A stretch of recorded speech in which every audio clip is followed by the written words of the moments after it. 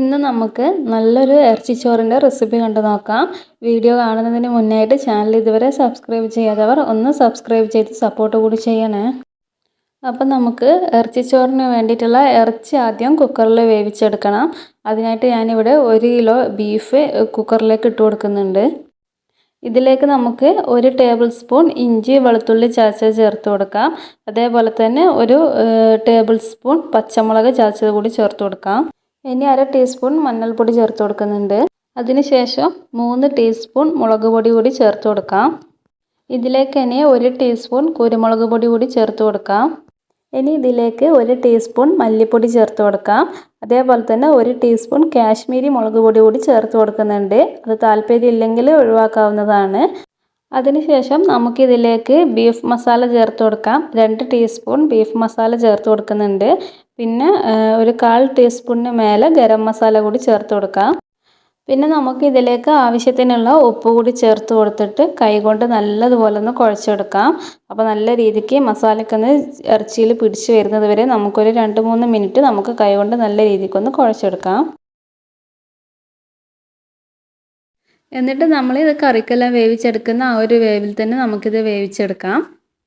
ഇനി നമുക്ക് ഒരു മിക്സിയുടെ ജാറിലേക്ക് 1 കപ്പ് തേങ്ങ ചിരവിയത് ചേർത്ത് കൊടുക്കാം. ഇതൊരു തേങ്ങയുടെ പകുതി ഉണ്ട് കേട്ടോ. 1 മുറി തേങ്ങ ചെറിയതാണ്.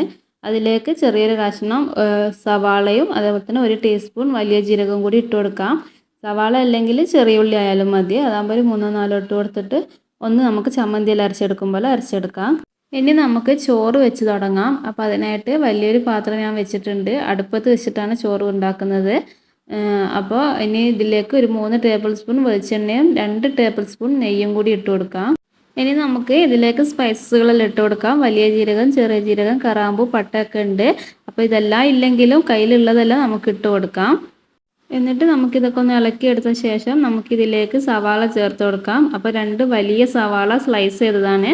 അത് ഇതിലേക്ക് ചേർത്ത് കൊടുക്കാം. എന്നിട്ട് വഴണ്ട് വരാൻ ആവശ്യത്തിനുള്ള ഉപ്പ് കൂടി ഇട്ട് കൊടുത്തിട്ട് നമുക്കൊന്ന് നല്ലതുപോലെ മിക്സ് ചെയ്തിട്ട് ഇതൊന്ന് അടച്ചു വെച്ചിട്ട് വഴറ്റിയെടുക്കാം. ഇപ്പോൾ സവാള ഒരു പകുതി വഴണ്ട് വന്നിട്ടുണ്ട്. ഈ ഒരു സമയമാകുമ്പോൾ നമുക്ക് ഇതിലേക്ക് ഇഞ്ചി വെളുത്തുള്ളി ചതച്ചത് ചേർത്ത് കൊടുക്കാം. 3 ടേബിൾ സ്പൂൺ ഇഞ്ചി വെളുത്തുള്ളി ചതച്ചതും 3 ടേബിൾ സ്പൂൺ പച്ചമുളക് ചതച്ചതും ചേർത്ത് കൊടുക്കാം. എന്നിട്ട് ഒന്നുകൂടി മിക്സ് ചെയ്യാം.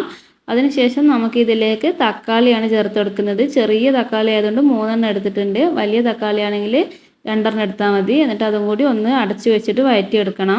അപ്പോൾ നമ്മുടെ സവാളയും തക്കാളിയൊക്കെ നല്ലതുപോലെ വഴണ്ട് വന്നിട്ടുണ്ട്. ഇനി നമുക്കിതിലേക്ക് മസാലപ്പൊടികളൊക്കെ ചേർത്ത് കൊടുക്കാം. 1 ടീസ്പൂൺ മുളക് പൊടി ചേർത്ത് കൊടുക്കുന്നുണ്ട്. പിന്നെ 1/2 ടീസ്പൂൺ മഞ്ഞൾപ്പൊടിയും 1 ടീസ്പൂൺ കുരുമുളക് പൊടി കൂടി ചേർത്ത് കൊടുക്കാം. അതിനുശേഷം നമുക്കിതിലേക്ക് ബീഫ് മസാല ചേർത്ത് കൊടുക്കാം. 3 ടീസ്പൂൺ ബീഫ് മസാല ചേർത്ത് കൊടുക്കുന്നുണ്ട്. പിന്നെ ഗരം മസാല ഒരു 1/4 ടീസ്പൂൺ അല്ലെങ്കിൽ 1/2 ടീസ്പൂൺ അടുത്തായിട്ട് ഗരം മസാലയും ചേർത്ത് കൊടുക്കാം. എന്നിട്ട് നമുക്കിതെല്ലാം കൂടി നല്ലതുപോലെ മിക്സ് ചെയ്ത് ഇളക്കി ഒരു 2 മിനിറ്റ് ഒന്ന് ഇളക്കിയെടുക്കാം. അതിനുശേഷം നമുക്കിതിലേക്ക് കറിവേപ്പിലയും മല്ലിയിലയും പുതിനയിലൊക്കെ ചേർത്ത് കൊടുക്കാം.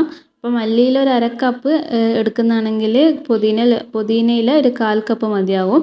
അപ്പോൾ എപ്പോഴും മല്ലിയില കുറച്ച് അധികം ഇടാൻ ശ്രദ്ധിക്കുക. പുതിനയില കുറച്ച് മതി.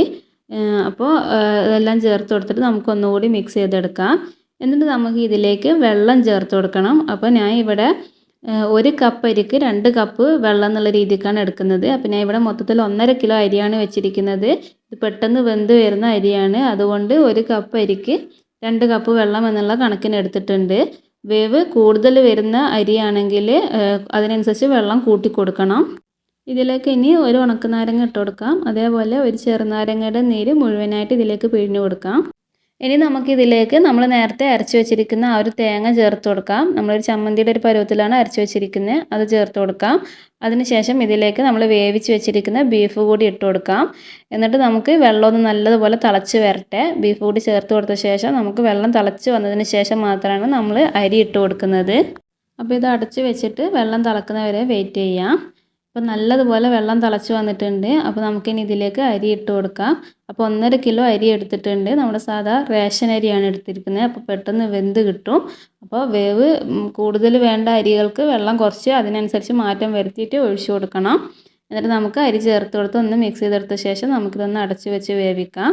ഇടയ്ക്കൊന്ന് ഇളക്കി കൊടുക്കാം കേട്ടോ. ഒരുപാട് തവണ ഇടയ്ക്കിടയ്ക്ക് ഇളക്കിക്കൊണ്ടേ ഇരിക്കണ്ട. കുറച്ച് സമയമായി ഒന്ന് വെള്ളമൊക്കെ വറ്റി വരുന്നുണ്ടെന്ന് തോന്നുമ്പോൾ നമുക്കൊന്നുകൂടി ഇളക്കി കൊടുക്കാം. അപ്പോൾ ഈ ഒരു പരുവായിട്ടുണ്ട്. അപ്പോൾ നമുക്കൊന്നുകൂടി ഇത് ഇളക്കി കൊടുത്തിട്ട് വീണ്ടും ഇതൊന്ന് അടച്ച് വെച്ച് വേവിച്ചെടുക്കാം.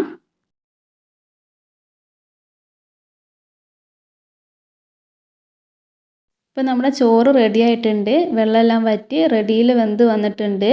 അപ്പോൾ വെള്ളത്തിൻ്റെ കാര്യം മാത്രം ഒന്ന് ശ്രദ്ധിച്ചാൽ മതി. പെട്ടെന്ന് വെന്ത് വരുന്ന ചോറാണെങ്കിൽ അതിനനുസരിച്ച് വെള്ളം കുറച്ച് കൊടുക്കാം. ഒരുപാട് സമയം വേണ്ട അരിയാണെങ്കിൽ അപ്പോൾ കുറച്ച് വെള്ളം ഒന്ന് കൂട്ടി കൊടുക്കുക. വെള്ളത്തിൻ്റെ കാര്യം മാത്രം ഒന്ന് ശ്രദ്ധിച്ചാൽ മതി. അപ്പോൾ നല്ല ടേസ്റ്റി ആയിട്ടുള്ള നല്ല ഒരു റെസിപ്പിയാണ്. സ്പെഷ്യലായിട്ടുള്ള ഒരു ഇറച്ചിച്ചോറിൻ്റെ റെസിപ്പിയാണ്. എല്ലാവരും ഒന്ന് ട്രൈ ചെയ്ത് നോക്കണം. വീഡിയോ ഇഷ്ടമായിട്ടുണ്ടെങ്കിൽ ചാനലൊന്ന് സബ്സ്ക്രൈബ് ചെയ്ത് സപ്പോർട്ട് കൂടി ചെയ്യണേ.